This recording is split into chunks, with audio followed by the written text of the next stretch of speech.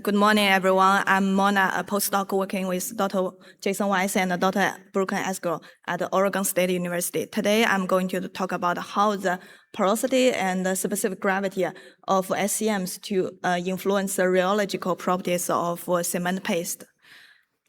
So the big object of this work is that we want to use the natural pollens reliably, and we want to use them further into specifications. But the problem is that people commonly have the problem of water demand problem that will change the water in the system, and so the question is, did we get enough information to use it reliably in on-site, or do we know how to use them correctly on-site? So this is the motivation of this work. So first thing, we need to figure out how the SCMs and the alternative cements influence on the performance of the paste. So we received 44 different SCMs from the west coast of USA, and we select 18 natural pollens. And the baseline of cement we use is a PLC, that is type 1L. And this triangle results here is showing the chemical composition of natural pollens that are mainly silica oxide, aluminum oxide, and calcium oxide. To use those materials on site, people commonly mix them by mass. At the same time, we know that water is one of the most important parameters controlling fresh paste, fresh behavior, and eventually many concrete performance. So we need to introduce. So when we introduce a new SCM, the question is that how it changes the water balance of the system. And in this work, we mainly focus two aspects of the SCM. The first one is the specific gravity, and the next one is the water absorption.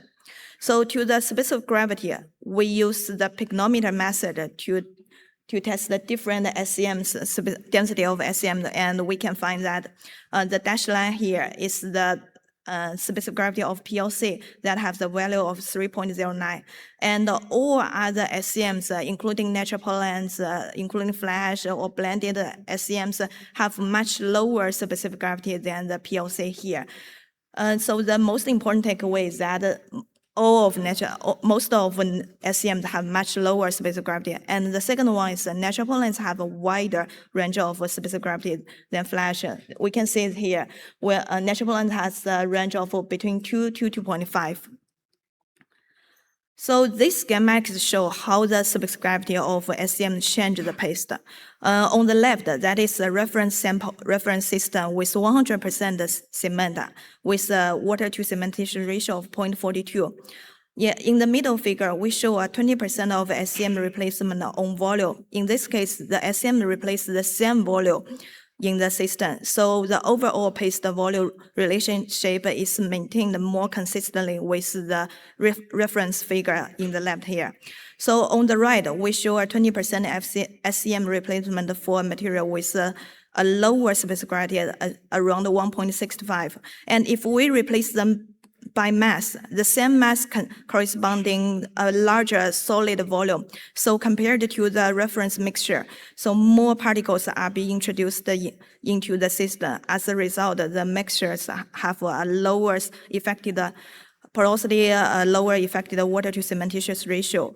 So the key message from the schematics here is that when the SCM has much lower specific gravity than cement, mass replacement and volume replacement is not the same. Then we further add the water absorption. So on the right again, we also include water absorption.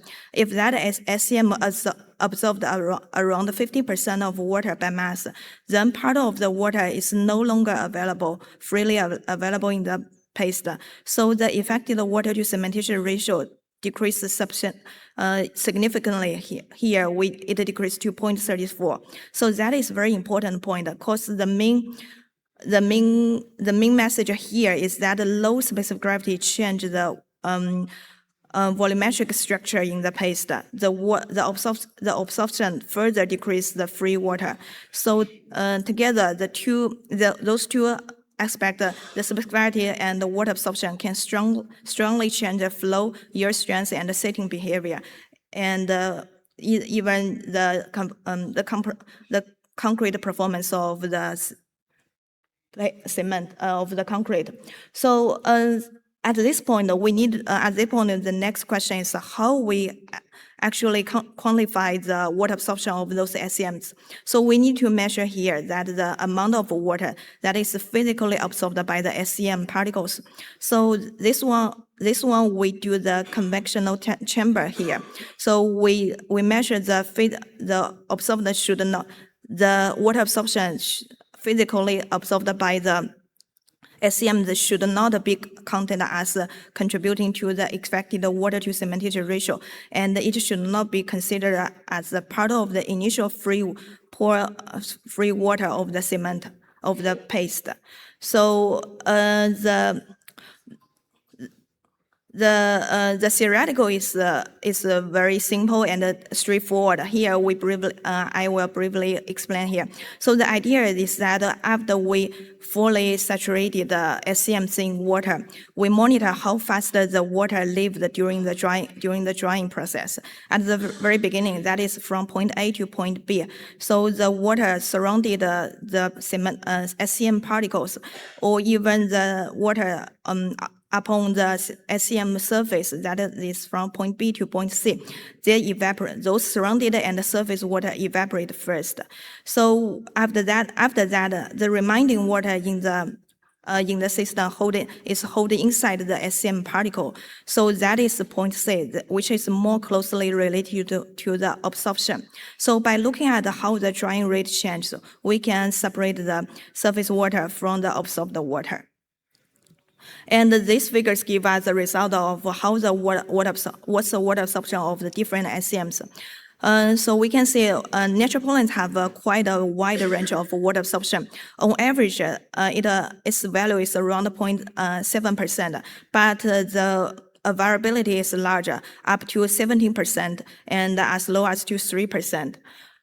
So after characterizing the SCM physical properties, so we then look at how the surface gravity and the water absorption influence the fresh paste behavior. We use two main equipment here.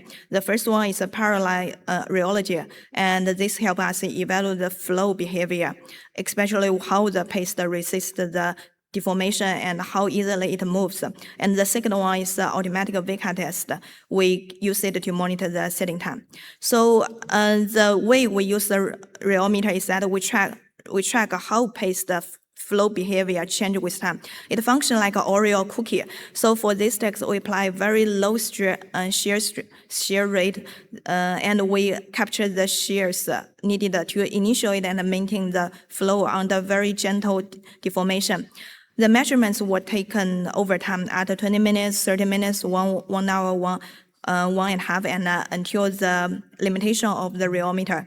The figures on the right show the typical trend. At the early age, the measured shear rate is very low, and when with the time going, the stress increases significantly as the initial structure develops and the material becomes stiffer. And to better compare the differences with the baseline PLC, we divided our results in 3 groups. That is low surface gravity, medium surface gravity, and high surface gravity. So first, the figure here is that we replace 25% SCM by mass with, and we can see there. So the differences from the PLC, the black line is PLC reference here.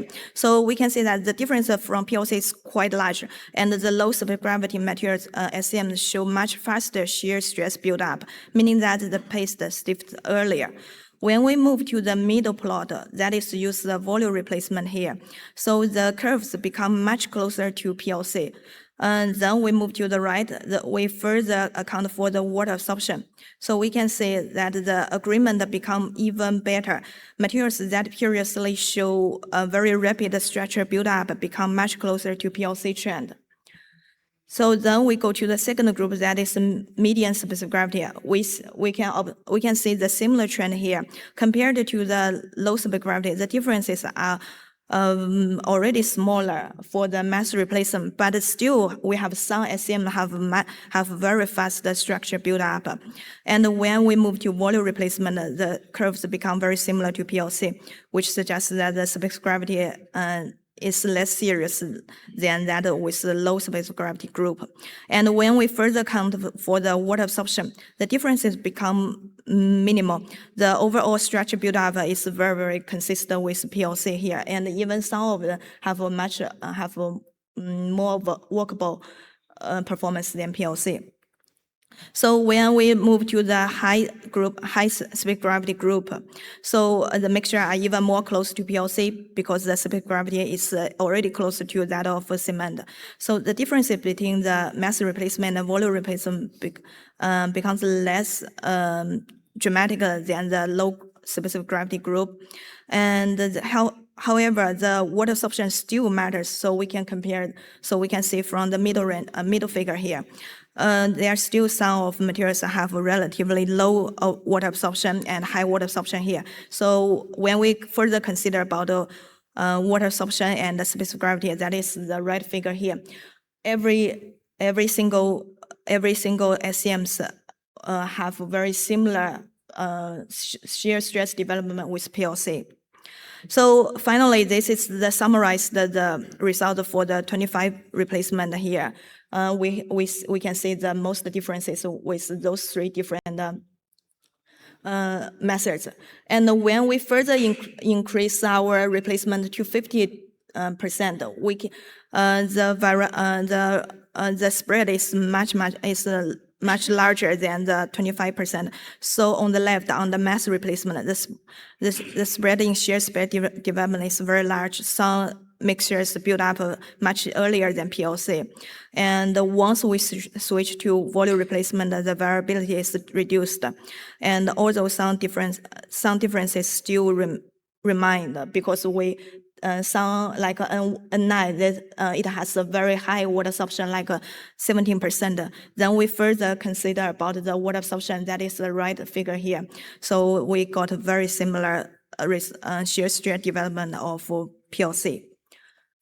This is the quantified result for the real setting time result. The y-axis is the normalized setting time compared to PLC, and the dashed line 100% is the PLC setting time. So we can say when we use the mass replacement and when it's 25 replacement, we can see they have a wide spread between 52 and 103. When we move to the volume replacement and we further consider about the water absorption, that is the right figure here. We can say the normalized setting time is plus minus around 10%, which is very, very similar to PLC. And we further include about 50 increase the replacement to the 50%. That is, we can see the wider spread of the results.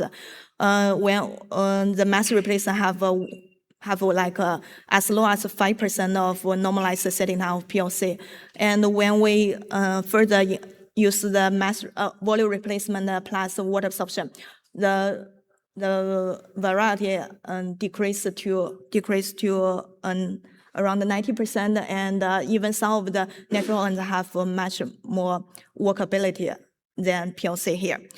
So then this plot is the volumetric water results, which is connected to the rheology differences. So the initial volumetric result here, we see that the lower bar, that is the gray bar here, that is mass replacement. It always have the lower initial volumetric water content compared to other method.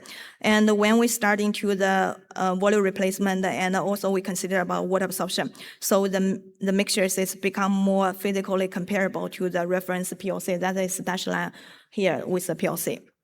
So the conclusion of this work is very straightforward, that mass replacement of natural pollen can change the flow behavior of the paste, and volume replacement reduce the variability in the rheology and the setting time. And the surface gravity and the water absorption should both to be considered in SCM mixtures for lower clinker design. So similar rheology can be observed when considered those two aspects of SCMs. And thank you for your listening here. And we acknowledge the culture and the Ash Group for the funding.